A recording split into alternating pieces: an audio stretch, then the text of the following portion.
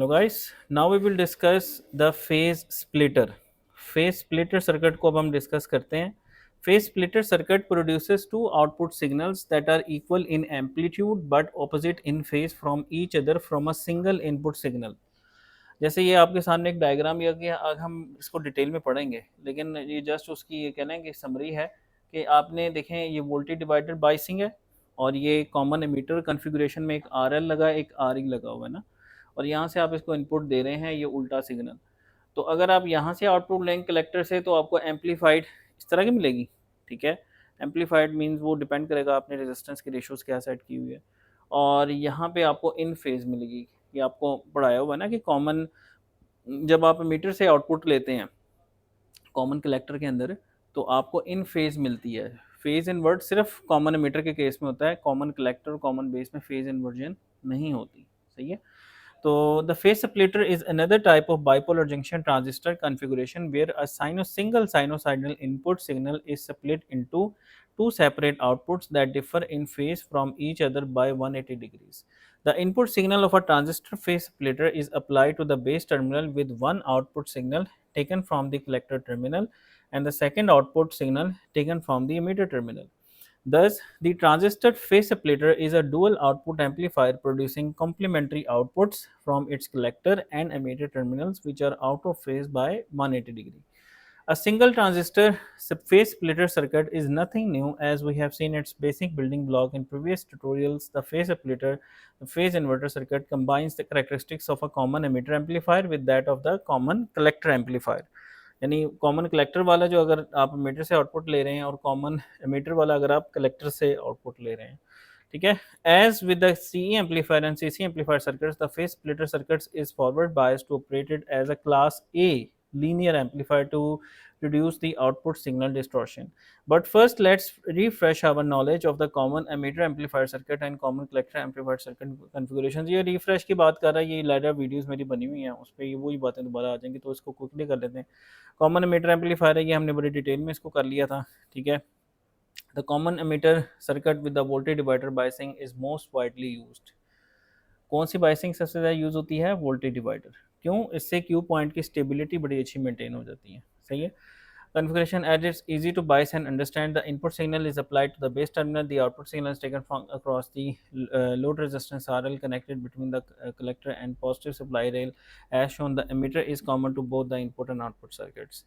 As well as providing the voltage amplification determined by the ratio क्या होगा? RL over RE. Basically क्या होगा? Minus R L over R E. R L की जगह R T से हमने पढ़ा था, टोटल रेजिस्टेंस आउटपुट साइड की, divided by R E. R E में क्या आ जाएगा? R dash E. ठीक है, आर डैश ई। और इसमें चूंकि कैपेसिटर नहीं लगा हुआ आर ई के साथ, तो ये भी उसमें शामिल होगी, यानी R dash E plus capital R E. इसकी गेन कम निकलेगी। ठीक है। अगर आप इसमें कैपेसिटर लगा के इसको बाईपास कर देंगे फिर गेन बढ़ जाएगी। सही है, वो ज़ीरो हो जाएगी ना, फिर बटे में एक चीज़ आ रही है वो ख़त्म हो जाएगी फिर। सही है। तो अच्छा, आगे चलते हैं। The main characteristics of the common emitter configuration is that it is an inverting amplifier producing a phase reversal of 180 degree between the input and output signals. To operate as a class A amplifier, the circuit is biased so that the quiescent current fed into the base IB positions the collector terminal voltage at approximately half the voltage supply value. The ratio of the resistors R1 and R2 is chosen. The resistor is correctly biased to minimize the undistorted output signal. Class A amplifier में centre में रखते हैं ना उसको VCC by 2 पे, ताकि distortion ना हो। ठीक है। तो अच्छा, आगे चलें। कॉमन कलेक्टर में क्या था जी? कॉमन कलेक्टर में हमने, अच्छा, कॉमन एमीटर में पढ़ा था करंट गेन भी ज़्यादा होती है, ट्रांजिस्टर के बीटा थी, और वोल्टेज गेन भी ज़्यादा होती है।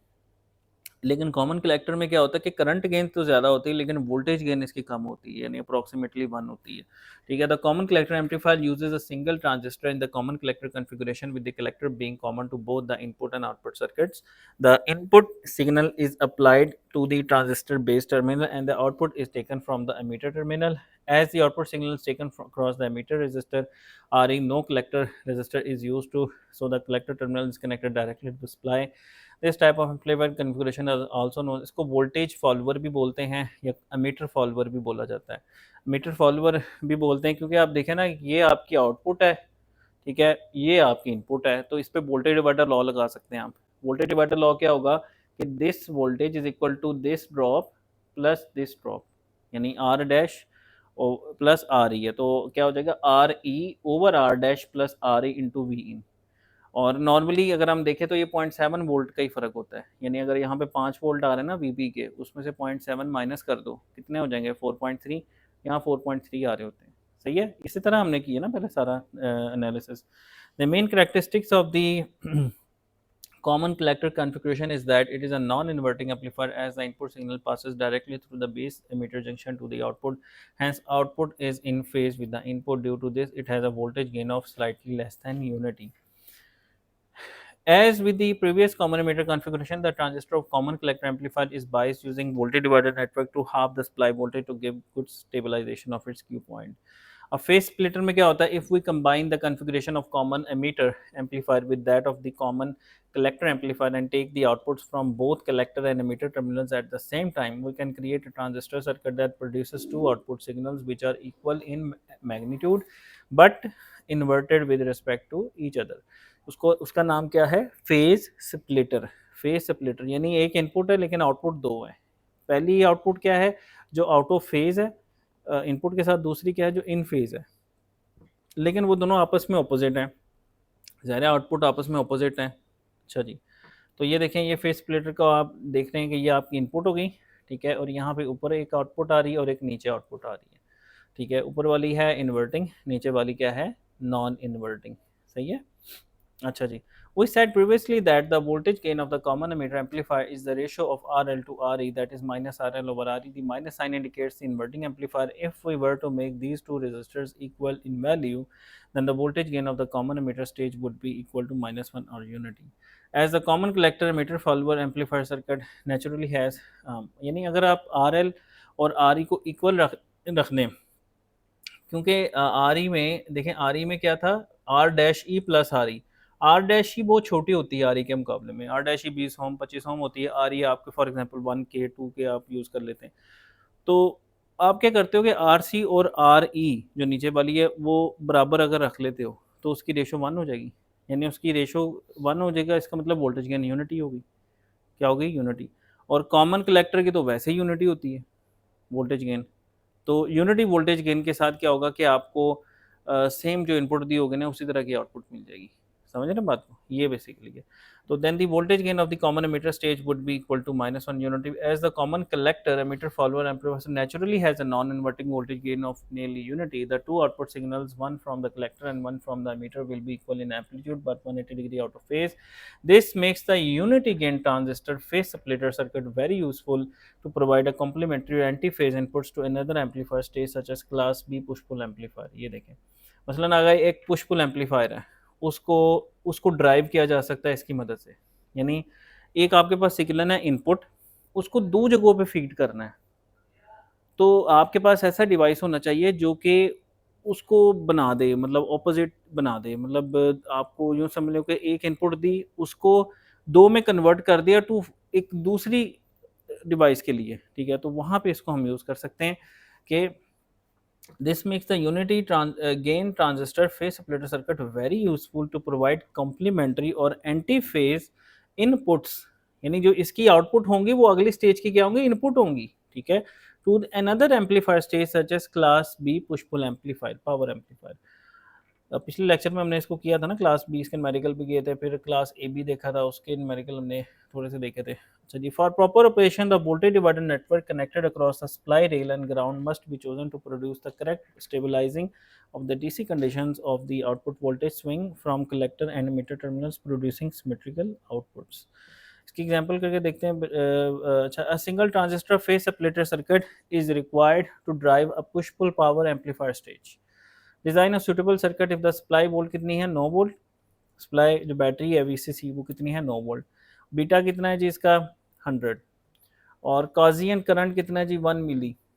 तो इससे आप आई भी निकाल सकते हैं, 1 मिली अगर आपका आई सी है तो आप आई बी कैसे निकालोगे, आई सी बटा बीटा। और and the input signal has one amplitude of 1 volt peak, ये उसका वोल्टेज कितना है, 1 वोल्ट पीक का है।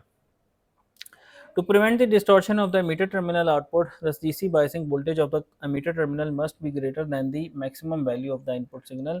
In this case 1 volt peak. If we set, अब हमने ये भी देखना कि 1 वोल्ट अगर पीक है तो हमने इसकी सेटिंग इस तरह से करनी है कि क्लिपिंग ना हो, ठीक है। तो ये देखें, DC biasing voltage of the emitter terminal must be greater than the maximum value of the input signal, in this case 1 volt peak. यानी जो एमीटर का जो वोल्टेज होगा ना, जो एमीटर पे वोल्ट आ रहे होंगे वो इससे ज़्यादा ही होने चाहिए ताकि वो कट ना हो। यानी यूँ समझ लें कि एक ग्राउंड है ना, उससे सिग्नल आपका आ रहा है तो उसे ऊपर रखना है आपने ताकि कटिंग ना हो, सही है। तो if we set the DC Q point of the terminal voltage at twice the input value, normally हम डबल सेट कर देते हैं, यानी ये जो इनपुट सिग्नल है वो अगर 1 वोल्ट का है ना तो आप 2 वोल्ट उसको ऊपर उससे ऊपर उसको कर दें ताकि वो जब मैक्सिमम नेगेटिव पे आएगा तो तब भी वो नीचे से 1 वोल्ट ऊपर ही होगा। बात समझ आई? तो ये चीज़ है, the input wise the input value to ensure the distortion free output swing. तो वीई को हम एज्यूम करते हैं कि जी 2 वोल्ट है, ये पॉइंट ध्यान में रखें भाई। इनपुट कितनी है? पीक 1 वोल्ट है, पीक यानी पीक पॉजिटिव में भी होगी, पीक नेगेटिव में भी होगी। अब हमने ये इंश्योर करना है कि जब वो पीक वैल्यू पे जाए तो कट ना कहीं हो जाए, तो उसको इसका मतलब है हमें उतना ऊपर उठाना है। तो हम क्या करते हैं, एक्स्ट्रा सेफ्टी के लिए उसको डबल कर देते हैं, यानी 1 वोल्ट पीक है ना तो हम 2 वोल्ट तक उसको ऊपर उठा देते ताकि जब वो नेगेटिव पीक आएगी तो तब भी वो 1 वोल्ट उससे ऊपर ही होगा। तो 2 वोल्ट वीई सेट कर दिया। अच्छा, as V is set to 2 volt and emitter current which is also the collector. अब देखो ना, आई सी को हम एज्यूम कर सकते हैं I is equal to I सी, तो वी ई ओवर आई ई क्या निकल आएगा? Are E. तो आर ई की रेजिस्टेंस की वैल्यू आ गई। आर ई कौन सी है? जो एमीटर के साथ लगी हुई है, ठीक है। तो वो देखो R E is equal to V E over I E, 2 volt तकसीम 1 मिली एम्प्स, तो कितना आ गया? 2/0.001 2 किलो। नीचे जो रेजिस्टेंस लगानी है वो लगानी है 2 किलो। हमने पहले पढ़ा कि आर सी और आर ई को बराबर रखना है, तो आर सी भी 2 किलो की लगा दो, ठीक है। तो अभी हम देखते हैं, for the voltage gain of common emitter side of the phase splitter circuit to equal the collector load resistance must be equal to R E, तो उसको भी 2 किलो की लगा दो। ये सर्किट है जो हम डिज़ाइन कर रहे हैं, ये वाला, ये इसको हम डिज़ाइन कर रहे हैं, ठीक है, सही है।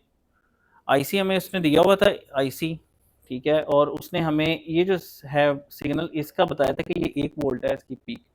तो हमने क्या किया, इसको 2 वोल्ट पे सेट कर दिया ताकि वो कट ना हो जाए।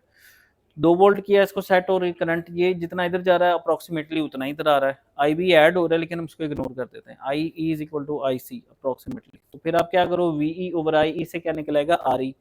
अब इस रेजिस्टेंस को इसके बराबर रख रहे हैं ताकि इसकी गेन क्या है, कॉमन एमीटर की 1 गेन आए, ठीक है। तो ये अगर 2 किलो है तो ये कितनी होगी? 2 किलो हो, सही है। तो ये बेसिकली हम फेस स्प्लिटर सर्किट को डिज़ाइन कर रहे हैं। It's an important question from exam point of view as well. अच्छा, इसको मैं अलहदा से सर्किट को जो है ना वो सामने आपके रख लेते हैं। अच्छा जी, आर ई आ गया, आर एल आ गया, 2 किलो हम की, और वी सी फिर क्या होगा? वी सी कलेक्टर पे वोल्टेज, वी सी ये देखें, ये वी सी कितना होगा? V C is equal to V C C minus I C R C. Kirchhoff voltage law रखा है ना कि वी सी क्या होगा? V C C 9 volt minus I C R C. I C कितना है? 3 मिली। कितना था उसका? 3 मिली था, जो था 1 मिली था। अच्छा, 1 मिली मल्टीप्लाइड बाय 2 किलो होम, ठीक है। तो वो निकालते हैं, हम देखते हैं कितना आता है। तो हाँ जी, 1 मिली था, 1 मिली ज़रा 2 किलो 2 वोल्ट, तो 9 में से 2 माइनस करते हैं, कितना आ रहेगा? 7 वोल्ट्स आ गए। तो वी सी पे कितने आ गए? 7 वोल्ट। और वी ई पे कितने वोल्ट थे? 2 वोल्ट हमने खुद अज्यूम किए थे। तो 2 वोल्ट नीचे हैं और ऊपर कितने? 7 वोल्ट है। तो इसका मतलब है कि वी सी ई क्या है? 5 वोल्ट। 7 माइनस 2 5, यानी किरचॉफ वोल्टेज लॉ लगाए ना कि total voltage drop is equal to this plus this plus this, सही है। तो V C is equal to 2 volt, वहाँ से वी सी क्यू कितना? 7 वोल्ट्स आ गया, और 7 माइनस 2 कितना आ गया? 5 volts. V C E is 5 volts, ठीक है। Applying the Kirchhoff voltage law, तो ये सेटिस्फाई हो गया, ठीक है। R L is equal to R E, the current flowing through both the resistance approximately same. This means that the DC bias voltage for the non inverting output is 2 volt and the DC bias voltage for the inverting is 7 volts. In other words, DC Q point of the two outputs are at different values. अच्छा, the transistor DC beta gain क्या होगा? IC over IB, और वहाँ से आप IB निकालो, IC over beta 1 मिली तकसीम 100 कितना आ गया? 10 माइक्रो, बीटा कितना आ गया 10 माइक्रो। अब आपको याद होगा वोल्टेज डिवाइडर बायसिंग का एक रूल आपको पढ़ाया था कि अगर आईबी करंट जा रहा हो तो नीचे वाले रेजिस्टेंस में कितना होता है 10 टाइम्स आईबी, 10 टाइम्स होता है, और ऊपर कितना होता है 11 टाइम्स आईबी। तो ऊपर वोल्टेज है 9 वोल्ट, अच्छा ऊपर कितने हैं 9, वीई पे कितने हैं 2, 2 में 0.7 ऐड करेंगे तो वीबी आ जाएगा, है ना। 2 में अगर आप 2 वोल्ट के अंदर ये देखें ज़रा, बेसिकली हम आर एल हमने निकाल ली, आर ई भी हमने निकाल ली।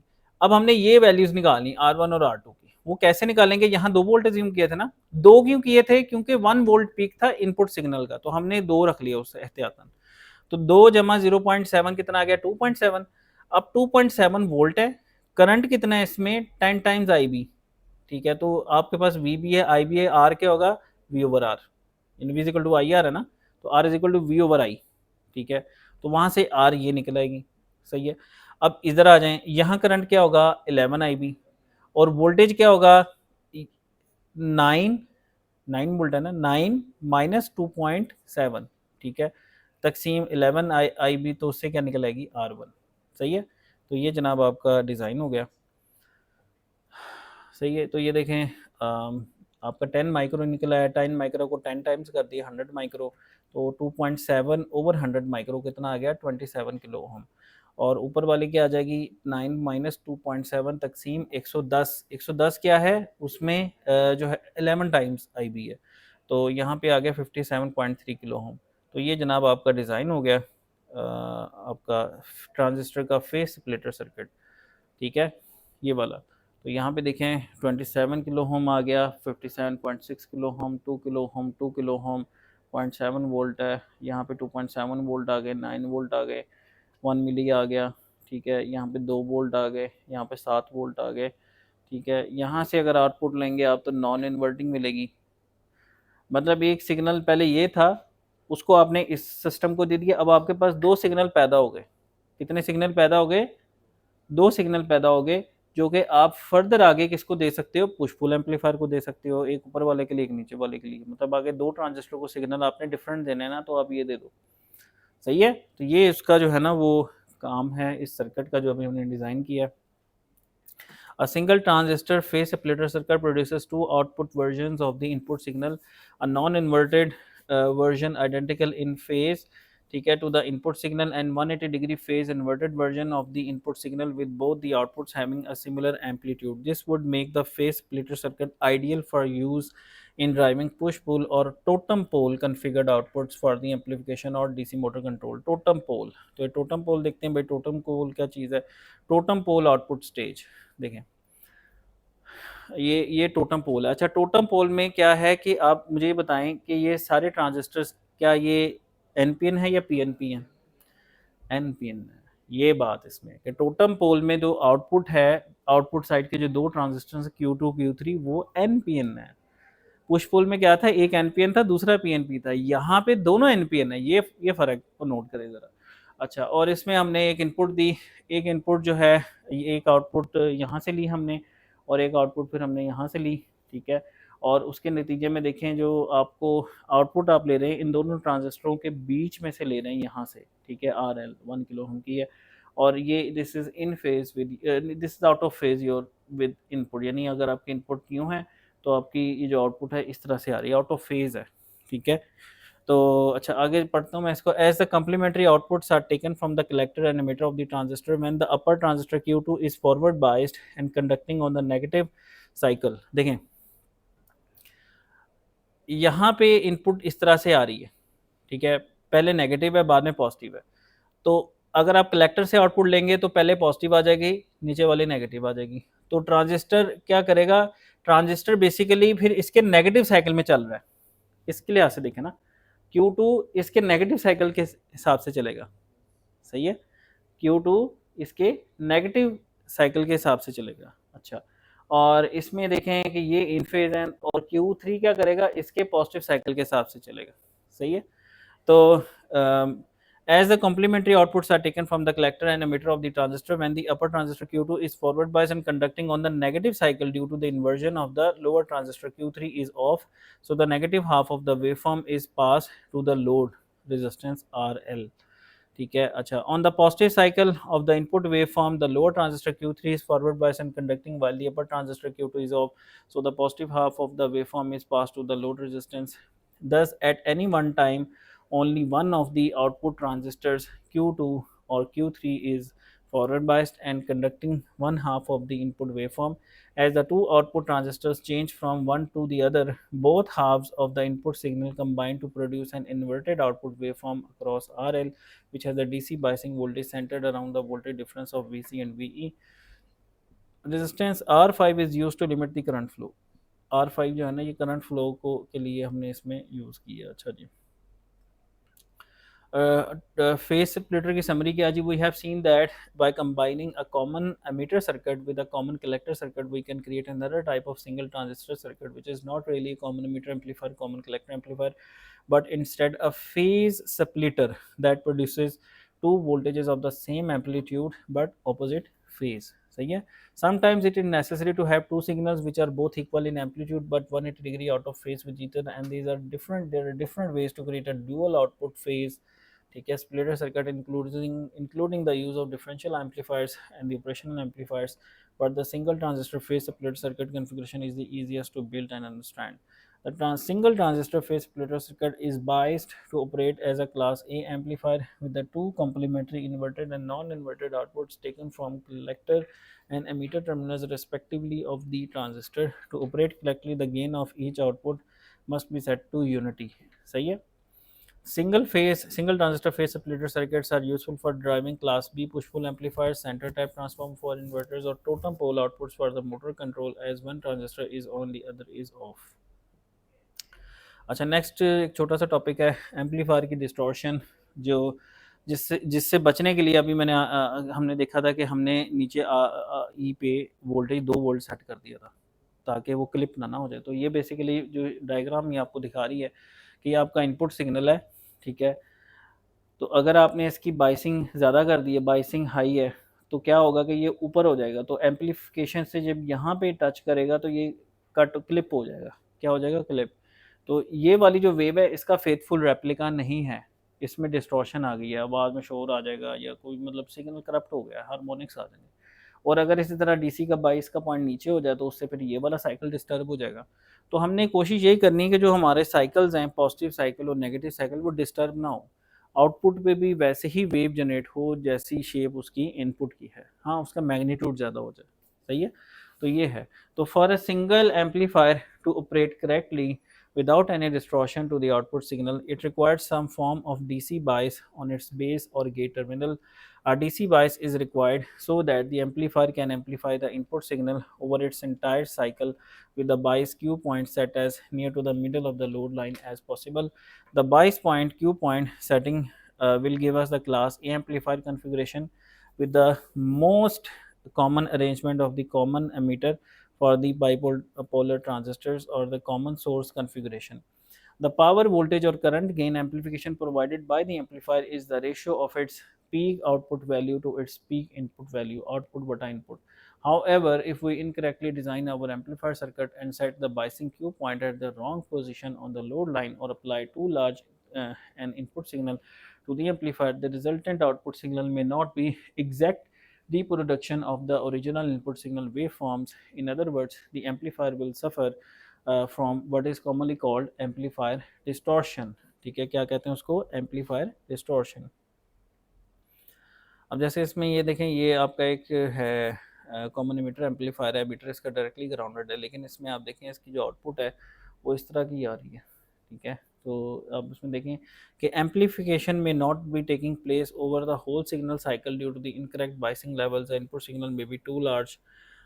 मतलब बाइसिंग आपने सही करी हुई है, लेकिन अगर आपका इनपुट सिग्नल ही बहुत बड़ा है तो जाहिर है वो फिर एम्पलीफाई होकर और बड़ा हो जाएगा। आप अगर बहुत ज़्यादा बड़ा होगा तो एक आउटपुट की तो एक लिमिट है, उससे फिर क्या होगा कि उसमें क्लिपिंग आ जाएगी। ठीक है, जिसके नतीजे में क्या होगा कि जो आपकी आउटपुट की क्वालिटी है वो ख़राब हो जाएगी आपकी। ठीक है, the input signal may be too large causing the amplifiers transistors to be limited by the supply voltage. The amplification may not be a linear signal over the entire frequency range of the inputs. This means then that during the amplification process of the signal waveform some form of amplifier distortion has occurred. Amplifiers are basically designed to amplify small input voltage into much larger output voltage signals, and this means that the output signal is constantly changing by some factor or value called gain multiplied by the input signal for all input frequencies. We saw previously that this multiplication factor is called the beta value of the transistor. Common emitter or even common source type transistor circuits work fine for small AC input signals but suffer from one major disadvantage. The calculation position of the Q point of a bipolar transistor amplifier depends on the same beta value for all the transistors. However, this beta value will vary from the transistors of the same type.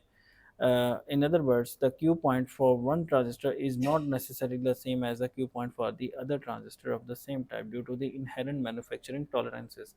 मतलब आपने circuit एक design किया हुआ है, उसमें beta की variation आ सकती है, दो ट्रांजिस्टरों का बीटा बिल्कुल सेम नहीं होता, उसमें फ़र्क आ जाता है। तो जब बीटा का फ़र्क आ जाएगा तो थोड़ा बहुत क्यू पॉइंट ऊपर नीचे हो जाता है, डिस्टर्ब हो जाता है, क्योंकि आई सी इक्वल बीटा आई भी, सिंपल इज़ दैट। अगर बीटा ही चेंज हो गया तो आई सी भी चेंज होगा आपका, तो वो क्यू पॉइंट आपका ना वेरी करता है। अब उसके नतीजे में होता क्या है, उसके नतीजे में ये होता है कि आपकी जो एम्पलीफायर है उसमें क्या आ जाएगी, डिस्टॉर्शन आ जाएगी। तो इसलिए हम बाइसिंग वगैरह ये चीज़ें ऐसे करते हैं ताकि हमारा सर्किट बीटा इंडिपेंडेंट हो जाए। क्या हो जाए, बीटा इंडिपेंडेंट हो जाए, उससे ये बीटा के जो असरात है निकल जाए। Then amplifier distortion occurs because the amplifier is not linear, and a type of amplifier distortion called amplitude distortion will result. Careful choice of the transistor and biasing components can help minimize the effect of, ठीक है, biasing आप अच्छे तरीके से करें और transistor की choice सही होनी चाहिए। अच्छा जी, एम्पलीट्यूड डिस्टॉर्शन क्या होगी? Amplitude distortion occurs when the peak value of the frequency waveform are attenuated, causing distortion due to a shift in the Q point, and the amplification may not take place over the whole signal cycle. This non-linearity of the output waveform is shown. अब देखें ना, ये हम discuss कर चुके हैं ना इससे पहले, ठीक है, तो ये आपकी क्या होगी, इसमें डिस्टॉर्शन आ जाएगी। If the transistor biasing point is correct, the output waveform should have the same shape as that of the input waveform, only bigger amplified. If there is insufficient bias and the Q point lies lower of the load line, then the output waveform will look like the one on the right. In the negative half cycle of the output waveform cut off or clipped. Likewise, if there is too much bias, the Q point lies on the upper half of the load line and the output will look like the one on the left with the positive half cut off. Acha. Also, when the bias voltage is set too small during the negative cycle of the transistor does not fully conduct, so the output to the supply voltage when bias is too great. Acha ji. Even with the correct biasing multi-level, it is still possible to the output waveform to become distorted. Biasing सही की हुई है फिर भी distortion आ रही है, वो आपने सिग्नल ही ज़्यादा दिया हुआ है, उसको सिग्नल को थोड़ा लिमिट के अंदर लेकर आए, ठीक है। तो waveform to become due to a large input signal being amplified by the circuit's gain, the output voltage signal becomes clipped in both the positive and negative parts of the waveform, as no longer resembles a sine wave even when the bias is correct. This type of amplitude distortion is called clipping and is the result of overdriving the input of the amplifier. आप over हो गए, यानी आपने over signal दे दिया, उसको ज़रूरत से ज़्यादा बड़ा सिग्नल आपने दिया हुआ है। So when the input amplitude becomes too large, the clipping becomes substantial and forces the output waveform signal to exceed the power supply voltage rails with the peak and positive half and trough, the negative half parts of the waveform signal becoming flattened or clipped out. To avoid this, the maximum value of the input signal must be limited to a level that will prevent this clipping effect. ठीक है, ये इसमें लिखा है कि अगर आपका signal ज़्यादा है, ज़रूरत से ज़्यादा है, तो भाई फिर इसकी दोनों तरफ से कटिंग शुरू हो जाएगी। क्यू पॉइंट सही है लेकिन सिग्नल का ही एम्पलीट्यूड ज़्यादा है इनपुट का। इसका हल क्या है कि इनपुट का सिग्नल का एम्पलीट्यूड को थोड़ा कम करें। तो amplitude distortion greatly reduces the efficiency of an amplifier circuit. These flat tops of the distorted output waveform are either due to the incorrect biasing or over driving the input do not contribute anything to the strength of the output signal. Having said that, some well known guitarists and rock bands actually prefer that their distinct sound is highly distorted or overdriven by heavily clipping of the output in both positive and negative parts. Also, increasing the amounts of the clipping on a sinusoid will produce so much amplified distortion that it will eventually produce an output waveform which resembles that of square wave shape, which can then be used in electric or digital synthesizer. यानी इसको हम इसका positive use भी कर सकते हैं, square wave बना लें, इससे ऊपर कटिंग हो रही है ना, तो स्केयर वेव बन जाएगी। यानी इनपुट के सिग्नल को अगर मैं बढ़ा दूँ और तो वो स्केयर वेव बन जाएगी, यानी एक किस्म की ना आपकी स्केयर वेव की तरह की बन जाएगी ना। स्केयर वेव पूरी नहीं, प्योर नहीं होगी, लेकिन उस तरह की जिससे आगे आप काम ले सकते हैं, डिफरेंट अगर लेना है काम आपने। We have seen that with a DC signal, the level of the gain of the amplifier can vary with the signal amplitude, but as well as amplifier distortion. Other types of amplifier distortion can occur with the AC signals in amplifier circuits, frequency distortion and phase distortion. अच्छा, ये तो थी amplitude distortion. अब अगर frequency distortion आ जाए, मतलब input की जो फ्रीक्वेंसी है आउटपुट की फ्रीक्वेंसी में उसके हार्मोनिक्स ऐड हो जाए। पावर इलेक्ट्रॉनिक्स आई थिंक नहीं पढ़ी अभी आपने, अगले सेमेस्टर में चला पढ़ेंगे आप। पावर इलेक्ट्रॉनिक्स में कॉन्सेप्ट आता है हार्मोनिक्स। क्या आता है? हार्मोनिक्स। हार्मोनिक्स क्या होता है?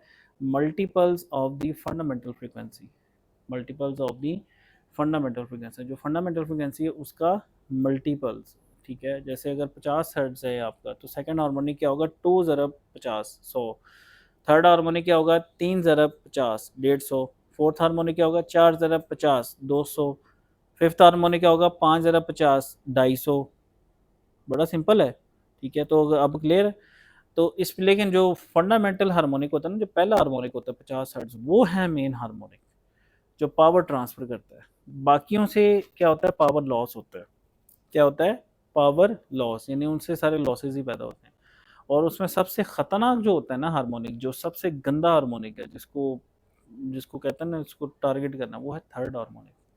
ऑड थर्ड है, फिफ्थ है, सेवन्थ है, लेकिन थर्ड हार्मोनिक सबसे ज़्यादा पावर लॉस का बाइस बनता है। चलो एनी हाउ, इस पे वापस आते हैं। Frequency distortion is another type of amplifier distortion which occurs in a transistor amplifier when the level of amplification varies with the frequency. Many of the input signal that a practical amplifier will amplify consist of the required signal waveform called the fundamental frequency plus a number of different frequencies called harmonics superimposed on it। यानी उसके साथ super impose means उसके साथ वो उसके ऊपर impose है, तो जिससे रिजल्टेंट वेव जरा डिफरेंट बन जाएगी आप।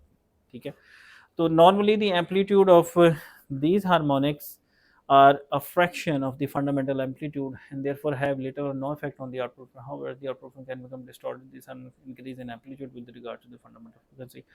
मेन तो इसमें एम्पलीट्यूड फंडामेंटल का ही होगा, लेकिन अगर किसी वजह से इसका ज़्यादा हो जाता है तो फिर ये फंडामेंटल की वेवफॉर्म ख़राब कर देगा। जैसे आपकी मेन वेवफॉर्म कौन सी है? ये ब्लू वाली इनपुट सिग्नल है। ये क्या भाई, ये देखो ना, इसके अगर ये है एक सिग्नल, सेकंड हार्मोनिक का मतलब क्या होगा? इससे डबल है उसकी फ्रीक्वेंसी। डबल का मतलब है कि इस टाइम पीरियड में दो आ जाएंगे फिर। सही है, एक दो। ट्रिपल जिसमें तीन आ जाए, ठीक है। क्वाड्रुपल जिसमें चार आ जाए इस टाइम पीरियड के अंदर। तो ये इसमें डबल। अब ये सुपर इम्पोज करें ज़रा, इसको इसके साथ जमा करें, इन सिग्नल्स को अगर हम ऐड करें तो हमारी साइन वेव डिस्टर्ब हो जाएगी। साइन वेव नहीं रहेगी अब, ये ऐसी बन जाएगी ये। यानी यूँ समझ लें कि रिजल्टेंट आउटपुट सिग्नल आपका जो है ना, वो अगर आप देखें कि इसको, और ये आपका जो है ना, ये उसका आउटपुट आ रही है। हम ये यहाँ पे आई थिंक ये इन्वर्टिंग एम्पलीफायर लगाया हुआ है इसने, लेकिन उसमें आप ये देखें कि आपकी जो आउटपुट है अब वो इस तरह की आ रही है, मतलब ऐसी नहीं आ रही, ब्लूइश नहीं आ रही, अब पिंकिश आ रही है आपकी। पिंकिश में देखें आपकी अजीब सी वेवफॉर्म बन गई है। सही आई बात समझ? ठीक है, मतलब पिंकिश सी वेवफॉर्म आ गई है आपकी, आपकी ब्लूइश जैसी नहीं रही, बिकॉज ऑफ दी हार्मोनिक्स। ये जो स्केयर वेव होती है ना, इसको कहते हैं the most polluted wave in double E. आमतौर पे एक साइन वेव है ना, उसके अंदर उसके हार्मोनिक्स ऐड करते जाएं, second third fourth fifth add करते जाएं, तो वो अजीब व गरीब सी बन बन के एंड पे वो स्केयर बन जाती है। ठीक है, इसकी एक एनिमेशन वीडियो में आपको दिखाऊंगा। ठीक है, तो in the example above the input waveform consist of the fundamental plus a second harmonic signal. The resultant output waveform is shown on the right hand side. The frequency distortion occurs when the fundamental frequency combines with the second harmonic to distort the output signal. Harmonics are therefore multiples of the fundamental frequency, and in our simple example a second harmonic was used.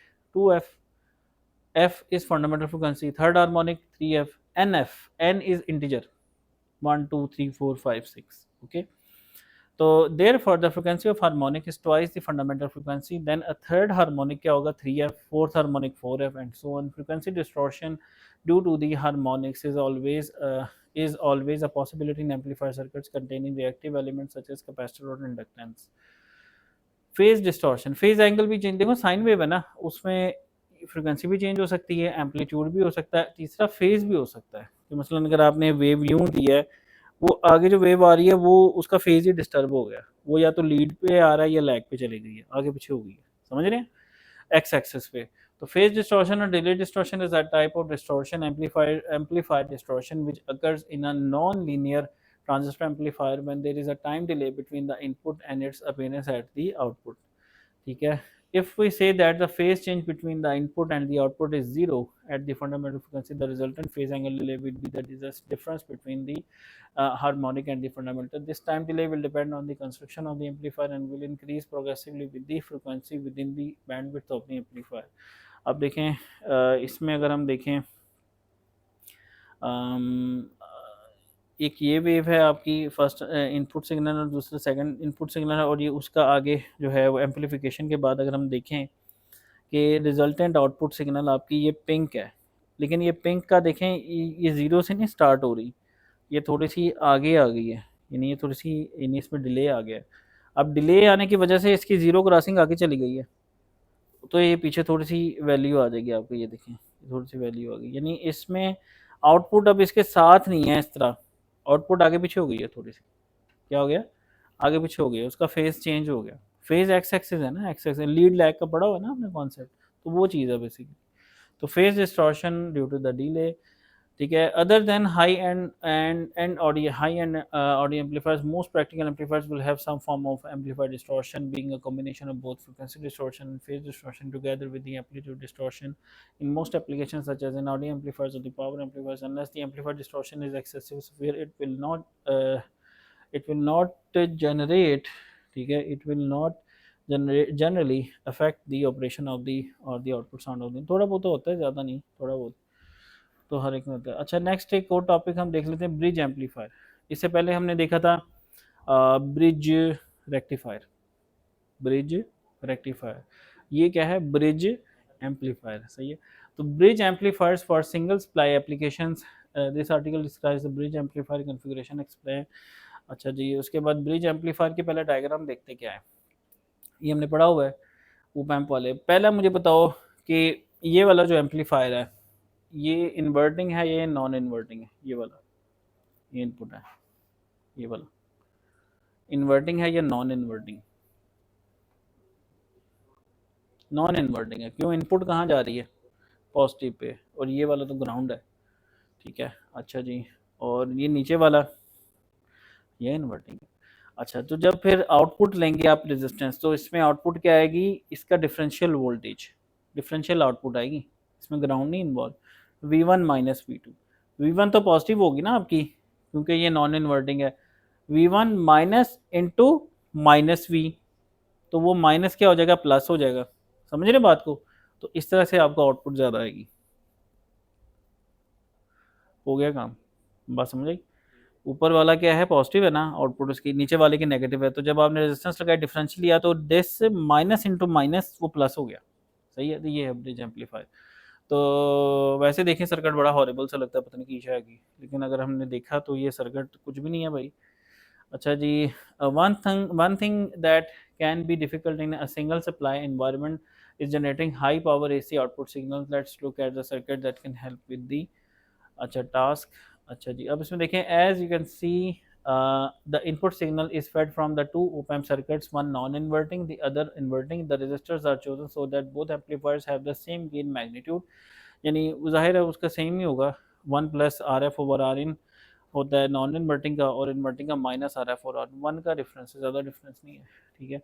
The load is connected between the outputs of the two amplifiers, note that the load is floating, ये वाला point, इसमें ground नहीं involve, इसको हम कहते हैं floating, क्योंकि V1 minus V2 है ना, ग्राउंड नहीं इन्वॉल्व इसके अंदर, सही, floating, that is it has no direct connection to the ground node. As you have probably figured out by now, the bridge amplifier results in a factor of 2 increase, double हो जाएगा। मतलब अगर दोनों का same output एक जैसी आ रही है, दोनों की एक जैसी आउटपुट होगी ना, एक के साथ पॉजिटिव होगी एक नेगेटिव, तो जब आप फर्ज कर लें, हम V कह लें, V नॉट कह लें, ऊपर वाले की आ रही है V नॉट, नीचे वाले की आ रही है माइनस वी नॉट, तो अब आंसर क्या होगा, V naught minus into minus V naught is 2 V naught, V naught plus V naught 2 V naught क्या हो जाएगी, डबल हो जाएगी। तो ये देखें आपके सामने एम्पलीट्यूड ए है और नीचे वाले का एम्पलीट्यूड यूँ है, इन्वर्टिंग, ऊपर वाला नॉन इन्वर्टिंग। तो जब आप दोनों रेजिस्टेंस के क्रॉस लेंगे तो डिफरेंस आ जाएगा, तो डबल हो जाएगा आपका। यानी अगर आप पहले एम्पलीट्यूड ए है, अब क्या हो जाएगा 2A। इसको क्या बोलते हैं, ब्रिज एम्पलीफायर। ठीक है, द स्टैंडर्ड ब्रिज एम्पलीफायर। अच्छा, इसका अब एम्पलीट्यूड हो गया डबल, पावर कितनी हो जाएगी? पावर का फार्मूला क्या होता है? वी और आर की फॉर्म में क्या फार्मूला होता है बताएं जरा। वी और आर है आपके पास, आर है और वी है। अब आपको मैं कहता हूँ पावर कैलकुलेट करो, V square over R. V क्या हुआ है? डबल। तो पावर कितनी हो गई? 2V का स्क्वायर करो, 4 गुना, पावर 4 गुना हो गई। ठीक है, ये पॉइंट था, सही है, सिंपल। तो the standard bridge amplifier shown here is not a single supply circuit. Both op amps have an input terminal that is referenced to the ground. Thus, a ground reference sinusoidal input signal would require both op amps to generate negative output voltages. अच्छा जी, अब देखें, more voltage, more power. There are prominent benefits associated with the bridge amplifier. The first one we will discuss is the following. A bridge amplifier allows you to deliver significantly more power to a load. How much more? Well, कितनी होगी? V square over R। ठीक है, the power is proportional square of the voltage. V ये आपका चूंकि sinusoidal है ना, तो वी आर एम एस होता है, ये याद रखिएगा, पावर में हमेशा वी स्क्वायर ओवर आर क्या होता है, वी आर एम एस होता है। वो क्या होता है, V peak over under root 2। ठीक है, तो इसमें the power is proportional to the square of the peak voltage. The bridge configuration doubles the voltage across the load, therefore it offers a factor of 4 increase in the power delivered to the load। Power 4 गुना बढ़ गई, voltage double करने से power 4 गुना बढ़ गई। तो ये benefit है आपको ब्रिज एम्पलीफायर का। सो ये था जनाब आपका ब्रिज एम्पलीफायर। तो अभी हमने कौन कौन से टॉपिक्स डिस्कस किए, फेस स्प्लिटर, उसकी फिर हमने एग्जांपल की, इंपॉर्टेंट एग्जांपल थी। उसके बाद हमने क्या देखा था, फेस स्प्लिटर के बाद डिस्टॉर्शन एम्पलीफायर की, और फाइनली आपका ब्रिज एम्पलीफायर हमने देखा। तो अभी के लिए इतना ही। Thank you very much for listening.